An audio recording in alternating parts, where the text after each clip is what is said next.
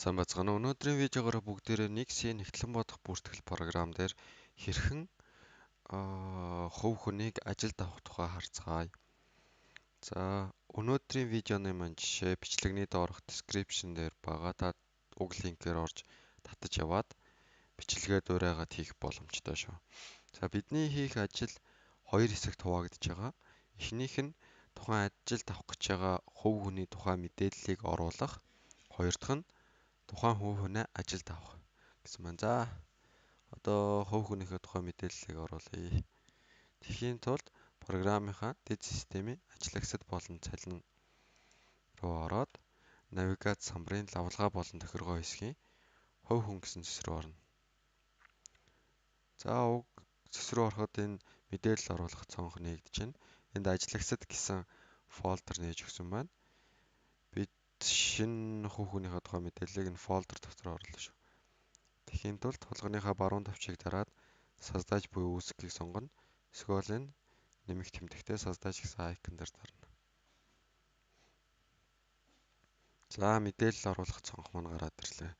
Уг цонхон дээр түүний овог нэр, төрсөн газар, тэгэл регистрийн дугаар, холбоо барих мэдээлэл, гэрээ хаяг, зураг гэх мэт зүйлүүдийг оруулах боломжтой. За, овог нэрийг бичье.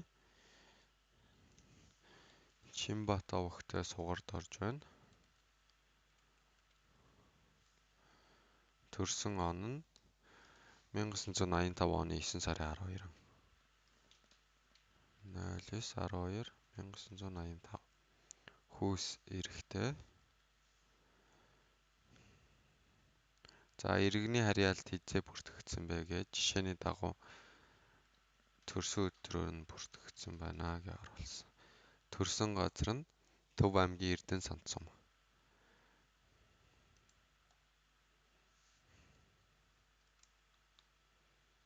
Төв аймаг Эрдэнэ санд сум. За, одоо зургийг хэрхэн оруулахыг харцгаая. Зураг оруулахын тулд энэ нэмэх тэмдэгтээ айкон дээр дараад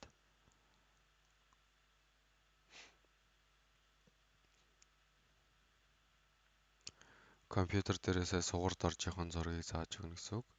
За, энэ жишээг ингээ оруулж харуулъя. За, тэгээд уг оруулсан файл маань ингээд програм дээр холбогдож байгаа.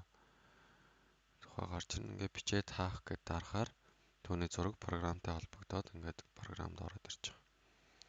За, одоо үндсэн өгөгдлүүдэд бүртгэж дууслаа. Одоо түүний бүртгэлийн дугааруудын мэдээллийг оруулцгаая. Энэ дээр нь регистрийн дугаар, нийгмийн даатгалын дэвтрийн дугаар, эрүүл мэндийн даатгалын дэвтрийн дугаар зэргийг оруулдаг. Энэ сүүлийн хоёр мөрийг бүглэх шаардлагагүй учраас энэ одоогийн байдлаар Монголд хэрэглэгддэггүй. Хооштой хэрэглэгддэг болохоор бол энд ингээд дугаарыг оруулж өгөх боломжтой гэсэн үг. За, суурд орж юм регистрийн дугаар RK 85091230. Нийгмийн даатгалын дэвтрийн дугаар нь 0912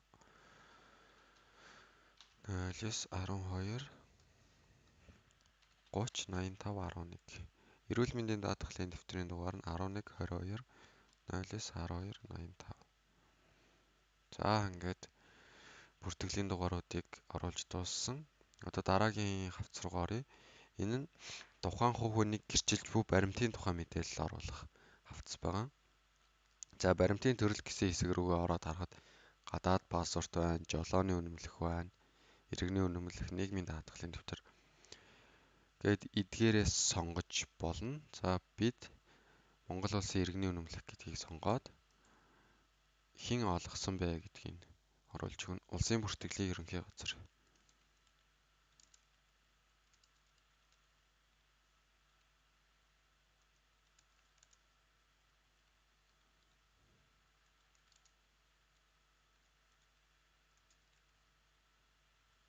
За, иргэний үнэмлэх олгосон огноо нь 2010 оны 1 сарын 15 байна. 01/15/2010. Хүчинтэй хугацаа нь 9 сарын 12-нд 2020 он. 09/12/2020. За ингээд түүний гэрчлэх баримтын тухай мэдээллийг оруулсан. Одоо холбоо барих мэдээлэл дээр нь утасны дугаар, имэйл хаяг, гэрийн хаяг гэх зэрэг мэдээллүүдийг оруулж болно. Бүгдээрээ имэйл хаяг, утасны дугаар хоёрын л оруулъя. За түүний имэйл хаяг нь chsugardarch@yahoo.com байна. Утасныхын дугаар 98991110. За ингээд ерөнхийдөө үндсэн мэдээллүүд нь оруулж дууслаа. За хадгалаа таагахаа өмнө зүгээр хадгалах товчоо дараад түүний дансны дугаар болон даатгуулагчийн төрлийг оруулж өгөх боломжтой. Ингээд дансны дугаарыг оруулахын тулд энэ хажууд харагдаж байна. Ажилчдын хувийн данс цалингийн төслөөр гэсэн юм зэс байна. Энэ рүүгээ ороод энэ нэмэх тэмдэгтэй айконод харж болно. Эсвэл хулгайныхаа баруун товчийг дараад создаж буюу үүсгэх гэж дараад байгууллага гэсэн нэр дээр нь тухайн хувийнхаа ажиллах компанийг зааж өгнө. NNDM руу манай сугарт орж манай ажилд орж байгаа. Цалингийн төсөл гэдэг дээр нь тухайн байгууллага ямар банкар дамжуулж цалингаа өгдөг вэ гэдгийг зааж өгдөг юм. За жишээний дагуу Худалдаа хөгжлийн банк түүний дансны дугаар нь 1234 80 91 230 гэж. За ингээд болцсон хадгалах товчоо дараад түүний дансны дугаар ингээд бүртгэгдэж байгаа. Одоо даатгуулагчийн төрөл гэсэн зэс рүү ороод түүний мэдээллийг өгцгөөе. Сугуурт орж маань үндсэн ажлаас гадуур ажил гүйцэтгэгч гэдэг даатгуулагчийн төрөлд хамаарагддаг. За хэдэн сарын хэднээс эхэлж уг даатгуулагчийн төрөлд хамаарч эхэлсэн бэ гэж ингээд огноогоо оруулж байгаа. Бүгдээрээ оны эхнээсгээ заагаад өгчээ. За даатгуулагчийн төрөл гээд хэсгээр 3 цэгээ дарахад ингээд жигсаалтууд гараад ирж байгаа. Үндсэн ажлаас гадуур ажил гүйцэтгэгч 15-ын А дэвтэр.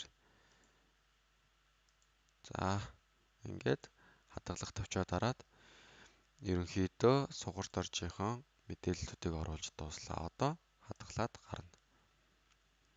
За сугарт орж гэж шинэ хувин програм дээр бүртгэгдсэн байна. Одоо түүнийг хэрхэн ажилд авахыг харцгаая. Ажилд авахын тулд хувь хүнийхээ жигсаалт руу ороод ажилд орох гэж байгаа хүнээ сонгоод энэ хажуу талын зэсний ажил гэсэн хэсэг дээр дарна. За энэ дээр харж ирж байна. Сугарт орж нь манай ажилтан биш байна. Ингээд түүний тухай мэдээллийг оруулахыг хүсэх юм бол шинэ ажил үүсгэх гээд уг холбоосон дээр дар гэдэг. За энэ холбоосон дээр дарахад ажилтан үүсгэх цонх маань гарч ирж байна. Тэгээд энэ доотлын хэсгийг энэ ажилд авахаар бүртгэсэн үед эдгээр нь автоматар бүртгэгддэг. За ажилд авахыг бүртгэх гэдэг даръя. За түүнийг 1 сарын 1-ний өдрөөс ажилд авсан гэж үзэх юм бол эхлээд энэ дээр нь огноог оруулна. 0101/2016. За газар нэгж нь жишээний дагуу захиргаа байна. Албан тушаал нь менежер.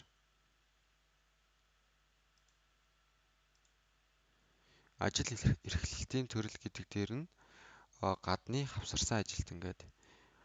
Ингээд үндсэн ажлын байр уу, гадны хавсарсан ажил уу, дотоодын давхар хавсарсан ажил уу гэдгээс ингээд сонгоод өгдөг. За ингээд хүлээн авсан огноо. Түүнийг оны эхнээс авсан гэнэ. Ингээд одоо энэ ажлын график гэсэн хэсэг дээр 3 цэгээ дараад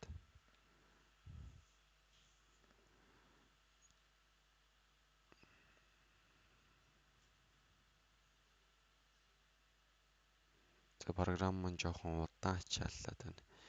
Ингээд 2016 оны календар гэснийг сонгоно.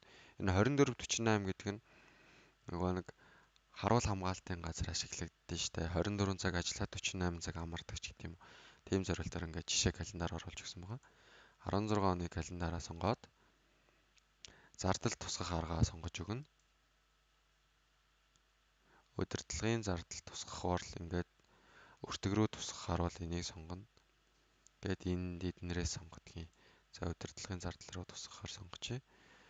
Одоо энэ үндсэн цалин гэсэн хэсэг түүний цалинг оруулж өгнө. Энэ хэсэг дээрээ ингээд 3 цагаа дараад уг жигсаал тусаа гэрээт ажилтны цалин гээд нэг сонгоё. За эннийхээ онцлогийг харъя. Уг ажилтнаас нийгмийн даатгалын шимтгэл суудах нь ажил олгогчоос мөн ялгаагүй суудах нь хувь хүний орлогын албан татвар дээр гэрээт ажилтнаас 7,000 төгрөгийн хөнгөлөлт үзүүлдэггүй энэ чагтыг арилгаад за ингээд тусгах арга нь энд цаага гараад ирж байна. Томьёон энэ байна.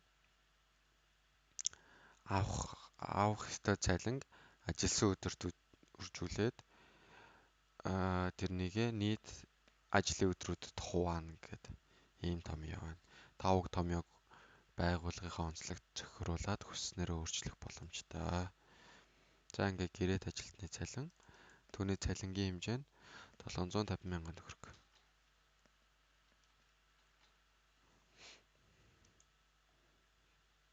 За ингээд сугарт оржийнхоо мэдээллийг оруулж дуусаад хадгалагт очиод харна. Түрүүний хэлсэнчлэн энэ доотлын хэсэг автоматар бүглэгдэж байна. За ингээд түрүүний ажилтны тухай мэдээлэл оруулах цонхоо хадгалахад нөгөө хувь хүн гээд мэдээлэл оруулдаг хэсгийн ажил гээд хэсэгт сугарт орж маань ННД хавцаад компанид менежерийн албан тушаал эрхэлдэг. Сарынхын цалин 750,000 төгрөг гээд бүглэгдсэн байна. За ингээ хадгалж хаагаад ингээ мэдээлэл оруулаад дуусчлаа. За энэ уг хувь хүн маань ажилтан болгож бүртгэгдэж үү гэдгийг шалгахын тулд навигац самбарынхаа хүний нөөцийн бүртгэл хэсгийн ажилтан цэс рүү ороод харахад мэдээлэл нь ингээд бүртгэгдсэн байна.